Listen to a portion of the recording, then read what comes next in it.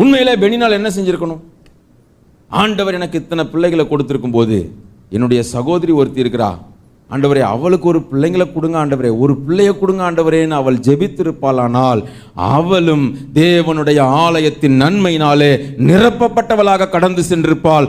அவளுடைய பெயரையும் ஆவியானவர் பெரிய நிலைமையில எழுதி வைத்திருந்திருப்பார். ஆனா அவள் செய்ததெல்லாம் என்ன?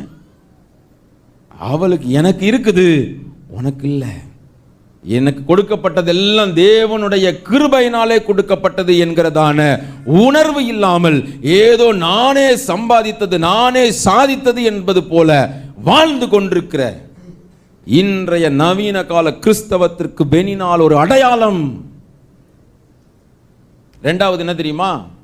பெனினால் செய்ததெல்லாம் சடங்காச்சாரமாக ஆலயத்திற்கு வந்துவிட்டு போனால்.